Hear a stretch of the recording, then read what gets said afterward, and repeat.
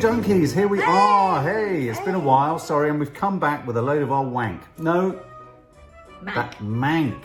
So we're reviewing Mank. Now this is a film that's dropped on Netflix. It's had a very limited theatrical release. I noticed it was on at the Curzon Cinemas in central London.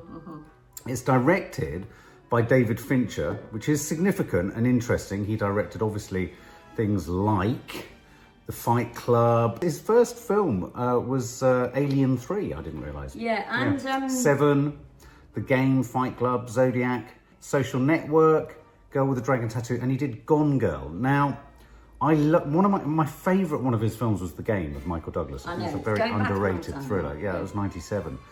I hated Gone Girl. I know you did, yeah. Hated it. And Mank marks his first feature film in 6 years.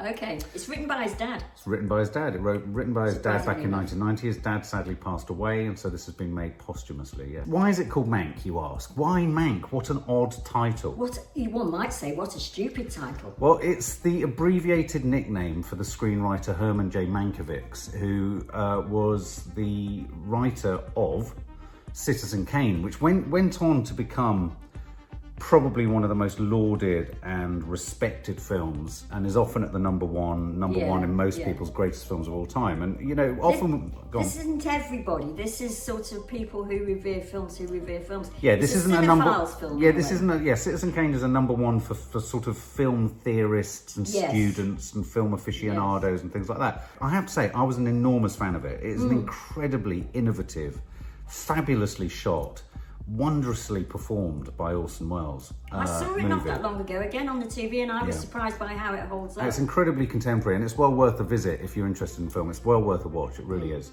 Well, Mankiewicz was incredibly important insofar as he was the man who wrote the story. And back in those days, you know, in Hollywood, screenwriters were everything, and directors were often hired hands. So really... Except for Orson Welles. Except for Orson Welles. Yeah. Except for Orson Welles, although Orson Welles did hire Herman J. Mankiewicz to write a screenplay, and when he delivered this, you know, then Orson Welles kind of gobbled up shared responsibility, which is a major part of the plot. And right at the beginning, it comes up in words that Orson Welles, unlike most other directors, was given complete carte blanche to do what he liked with this film. Well, he was, absolutely. And that's not a usual thing. The reason that comes up is that that's very unusual. And what's even more bizarre about the fact that he was given carte blanche for this by RKO Pictures is the fact that he was also a Hollywood outsider, and they talk about that too. He was not liked. People found him suspicious.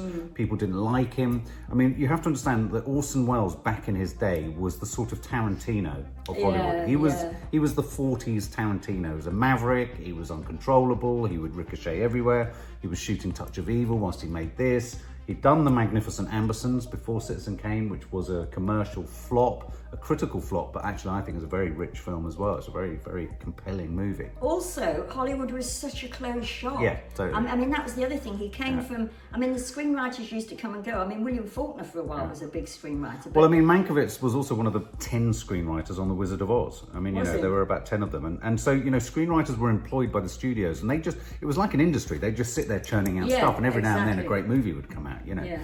So he was employed to make this. Now, this is the portrait of Mankiewicz. So this is kind of like a film about not even the making of Citizen Kane, because you don't see the cameras roll on it. No, you don't. This is about the guy who wrote the story, and it's about the fact that Citizen Kane, the film itself, is about a huge press magnate, and it's always said that it's based upon William Randolph Hearst. And so this film tells us the real-life backstory or suggested backstory of how Mankiewicz was kind of romantically slightly involved with Randolph Hearst's wife, and his involvement with Randolph Hearst and the way in which he kind of portrays him in the film. So just to explain what a press... Well, a press magnate is like Rupert Murdoch. Yeah. Total equivalent to Rupert Murdoch, but back in his day. William Randolph Hearst. And, you know, famously his daughter was Patty Hearst. He was a hugely... Played in the film by Charles Dance. Charles Dance, which I thought was wonderful. So it's a cute... Look, so from the get-go, that as a grab is not a grab. And I'm a film fan. I'm a film theory student. I'm a film aficionado. It's my bread. I love all this stuff.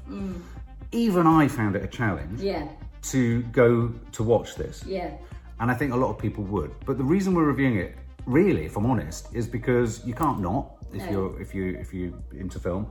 And Gary Oldman is for sure going to be nominated for an Oscar. Oh, it's fantastic. One other point that I'd have to make about this film, I think personally, it owes, we've seen the trailers and what have you, it owes huge visual and stylistic allegiance to the film Citizen Kane. It's shot in almost exactly the same way. It's not even sort of, what's it called when something sort of pays respect? It's not even paying respect. Yeah. It's not even imitating. Is it? It is it. It right down to the quality of the sound recording. The quality of the sound recording is very bizarre because what they've managed to achieve with the dialogue and their voices is the capacity to feel as though you're listening to them within an old-fashioned cinema. Yeah, very true. And so it's like you're at the back of a cinema listening to the voices come through a slightly tinny thing. And very a lot true. of work has gone into that. Yeah. A lot of work has gone into the grade, the black and white, the depth of shot, the compositions, even where they've used things like, backdrops when they're driving, moving backdrops. Yeah.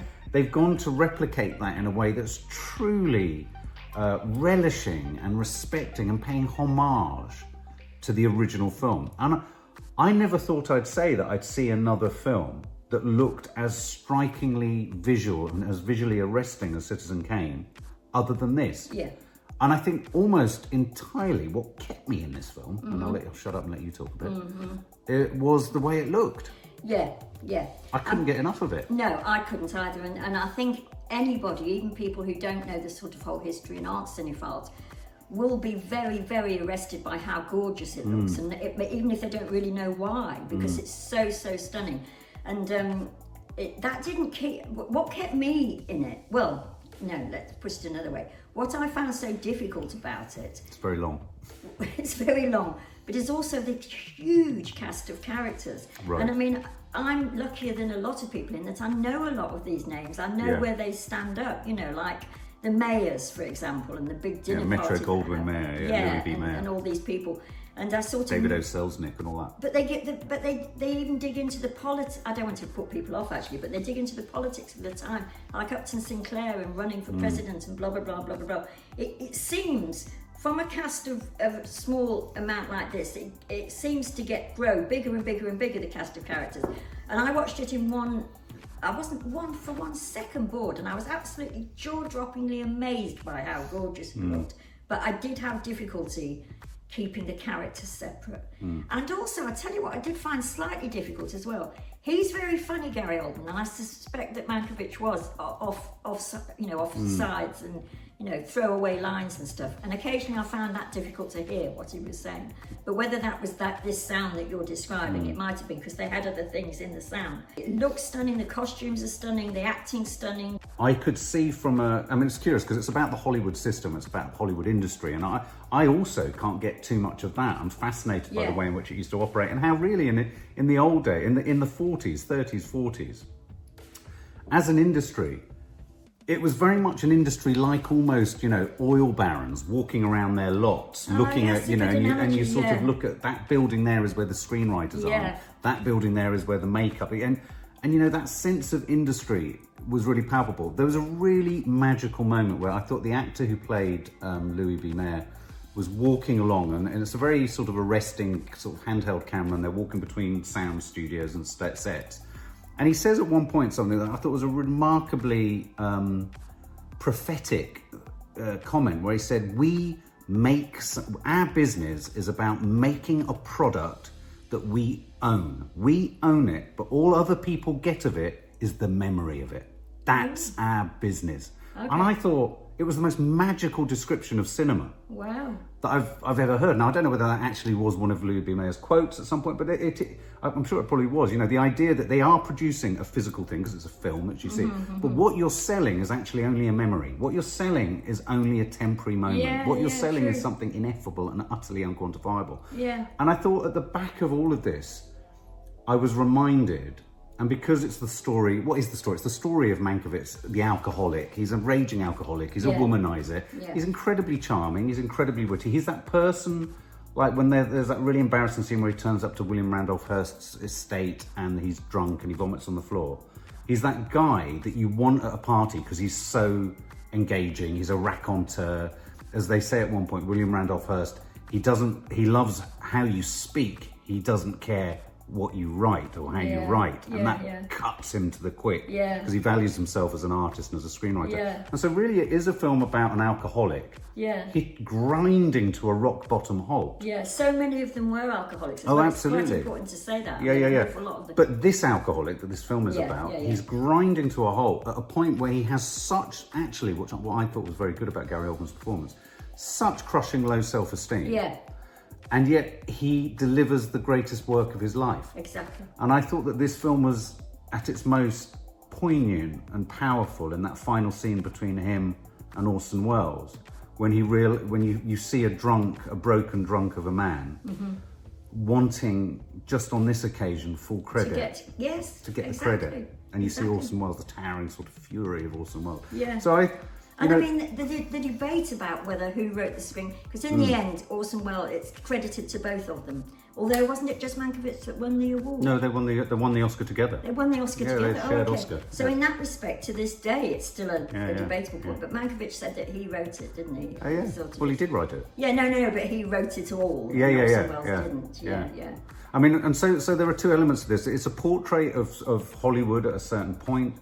It's a kind of telling of the story of how the script came together for a film that if you're a film fan or film buff that you'd be fascinated by. It's the story of a creative on an alcoholic descent, though I didn't really feel, and I thought they could have done maybe a bit more with his alcoholic descent. I felt it was just a sort of but didn't in real life, didn't he sort of, he highly functioning. Out. He would keep himself at a certain level. Yeah, exactly. I hesitate to say, all those things would suggest this is brilliant.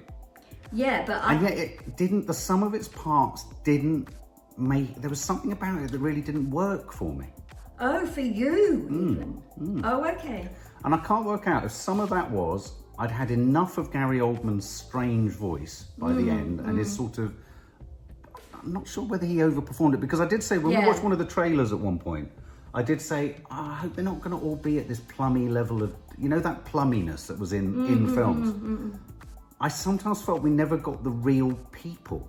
I felt like everyone was really performing, and I think that was a choice. I think that was a choice. No, it's an interesting thing to say, actually. I know exactly what you mean. In the way that old-fashioned films were, it's almost like the style of slavishly recreating old black and white film, albeit Citizen Kane.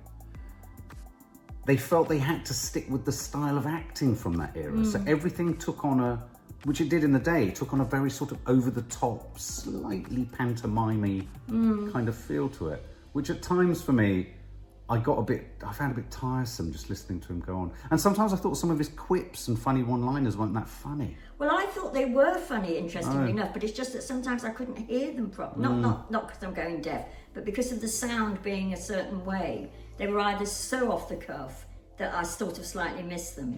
And I do know what you mean, but that didn't bother me. I mean, really, the only thing that bothered me, I suppose, was keeping the characters separate.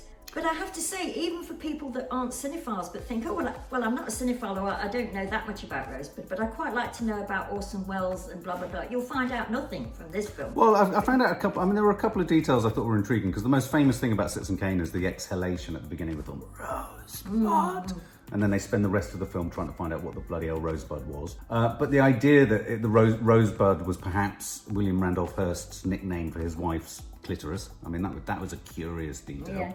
Or that's how Mankiewicz had kind of portrayed it in the script.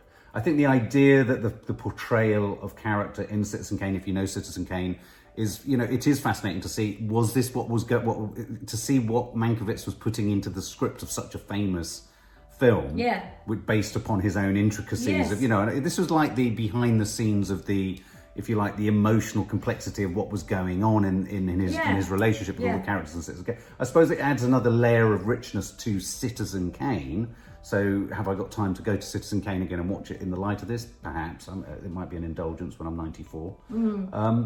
There was just something about it that I thought, crikey, I'm into Hollywood. I like the quotes, great quotes. A wonderful quote when one of his colleagues, the director, discovers he's got Parkinson's, and he was in the room and he says at one point, he said, I can't deal with having Parkinson's, I'm going to not be able to move, I'm not going to be able to, eventually your body closes down. And there's a quip from Gary Oldman where he says, well, that's okay, you could become a producer. I thought, there were really dark, there were moments of great dark. Despite all of that, I find it really difficult to watch. And I found it almost really difficult to recommend, which is why I was hesitant about reviewing it, because I wouldn't want to say to any of you guys watching this, oh, go and watch it, because it's a tough watch. It is a really tough watch. It's a tough watch. Yeah. And it hasn't appeared on Netflix's top 10. No. It's their Oscar contender. Yeah, I can't say actually I loved it. No. I can't say that. It's a weird one. But although there's lots in it that I love. Beautiful. There's stuff in it that's some of the best I've seen. I think some of the best cinematography I've ever seen. Yes, and some of the reviews said things like, this film is going to win Oscars for cinematography, costume, sound, acting, everything. And you sort of think, well, what's not to win, what's not to like? But then you sort of think, would I want to see it? I certainly wouldn't sit through it again. Which comes to the point of why we're reviewing this, and there's going to be lots of people watching this going, well, I don't fancy it and I'm not going to. But believe me, wait till the Oscar ceremony. This could clear up. Yeah. This could clear up. Yeah. It's about the very industry that the Oscars is about. Yeah. It kind of is romantically portraying that period too. I mean, it does have all the right boxes ticked for it to be an absolute contender at the Oscars. Yeah. And so it's a really, for me, it's almost one of the most curious films. I couldn't take it all in one go. I was pleased that I was streaming it, and yet I kept being drawn back to it. It wasn't like I couldn't leave it. I mean, the political story didn't interest me. They left me far behind, and I sort of thought, who is going to want to know about this? Well, you don't think there was some stuff in it that could have been cut? And that they could have just still kept the century. Well, at my worst, I thought, Jesus Christ, Netflix are just indulging middle-aged men. Yeah. The Irishman. I had moments of The Irishman about it. I had moments, I know you loved Roma, and Roma was beautiful. Roma was but it was a very self-indulgent film by a director about his child. It's like, here you go, here's X amount of time and millions and do what the fuck you want to make a movie about your childhood. I refuse to say anything. The Irishman, 3, include Scorsese, 4, old ex-gangster actors all reminiscing about how to get from here to A to B. And this was another one where it was a little bit, not wanky, but a little bit manky. Do you think maybe Netflix thinks it wants it sort of, by doing this and by giving it plenty of time and by making it look so gorgeous and all of the things that we agree that it is, that it's sort of signing itself up for a serious, streaming service rather than just... Yeah, no, I do. I think it's wanting to be the place that real artists and auteurs go to. And I think that's a laudable thing. I think that's really important that we do have someone somewhere willing to chuck loads of money at auteurs. Yeah. But whether it leads to great films is another question. It could just lead to self-indulgence. And I have to say as well, and I never think this about film subs, because I always would much rather see them in the cinema. In many ways, I thought afterwards... I wish I'd seen this in the cinema. Yeah, I wish I'd seen this in the cinema. But the thing is that I don't think I'll go and see it again because it was such hard work. Okay, well, let's summarise. We'd seen the trailer, and then from then on kept calling it wank. It told me a bit more than I knew about Hollywood and about Rosebud. And I found it in many ways fascinating. The acting was really good. Everything that I've said, really. Everything. The look of it was brilliant. The sound. I mean, you can't even begin to describe the look of it. It's so good, isn't it? No, the look of it is so good. I mean, I think they shot it on a particular type of kit. I'm not entirely sure, but they did something to it to make it really zing in a sort of truly... And also, as Mark said earlier on, this business of it copying Rosebud. Yeah. So if you've so it's depth of focus and lens. I mean, the thing about Citizen Kane is that they developed so many lenses on set. Orson Welles would walk onto set and say to Greg Toland, his cinematographer, I want to be able to see that in shot and that in shot and that in shot. And Greg Toland would go, there isn't a lens that does that. Get into the studio, get into the workshop and make it happen. Isn't that fantastic? And so lots of lens development, especially wide-angle lenses and telephoto lenses, were developed in the making of this film. Isn't that in the making of Citizen Kane. Yeah. And I thought their observation of that, the cinematography deserves an Oscar. It's some of the best cinematography I've ever seen. Yeah, absolutely. Well, so to finish off my... No, that's fine. To finish off my thought, all of that and the sound and the acting and everything. The thing I would say, that one of the things that I wanted to know more about and ended up not knowing more about was I'm fascinated by the screenwriting aspect because it's writing. And I mean, a lot of great novelists ended up writing for the screen. And not him, interestingly, but Faulkner and people were novelists primarily. And I sort of wanted to know more about that. And other than his one-liners and his asides and his funnies, over his shoulders, they didn't really tell us anything about that. No. The story that wasn't told, which I thought could make a fascinating other film, was that little mention of him rescuing an entire village in Poland. Do you remember that? He sent money back or something. He brought an entire village of Poland. You know, it was almost like he'd done that thing that Schindler did for people in Poland. And I thought, oh my God, there's a film there to be made. Yeah, I admired it enormously. I did not love it, and I really don't know if I'd go and see it again. That's a really good would. description. You admired it, but don't love it. I think that's a really good description. Yeah. And so, what would I give it? It's a bit reductive with a film like this to give it one score, but I know. I'd give it mid-80s actually, about 85. Because the last bit that takes it up to 100 is you loving a film. You know, say like with Roma, there are lots of criticisms, but I loved it. So that would have taken it up to 100. But with this, there was too much that kept me at arm's length. Well, I think you summed it up beautifully. I think, you know, I was full of admiration for it. I wanted to keep indulging in it. It's so visually literate, it's so visually sophisticated and rich that you can just let it wash over the eyes without really even engaging. Like with some of the political scenes, I was mesmerised by it. Look at the light on that, the smoke, the audio, the sound mix on this is phenomenal. They have recreated the feeling that you're in a 1950s cinema at the back. And part of you would think, oh, that's bloody annoying. And in part, at times it possibly was annoying. I think the thing that does do to a film is it slightly distances you from the emotions of the film. I think it was a little bit emotionless for saying so much was going on. It was, that's good, that's true, and I think that whilst it was, and I think it had to kind of be one or the other thing. Was it ever going to be a psychological exploration? And I think in a strange way, it ended up being hampered by the extent to which it was paying homage to the original film. It was trapped in replicating the tone and feel and sense of the original Citizen Kane. Yeah. To the point that you couldn't really dig into the emotional complexity of any of the characters.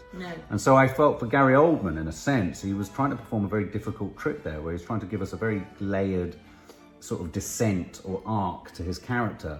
And yet all around him was the sort of slightly surfacey stuff of style and sound. I don't know. It was a curious combination.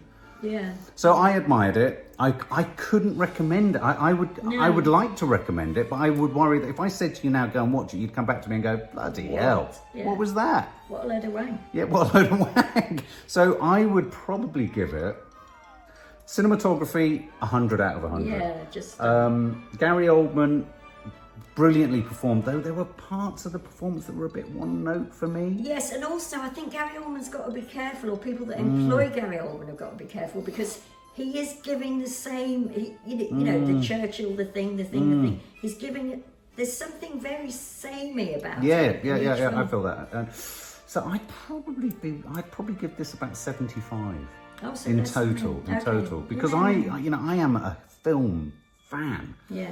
And I struggled to watch it all in one sitting. It was almost so rich visually that I had to just take my time with it.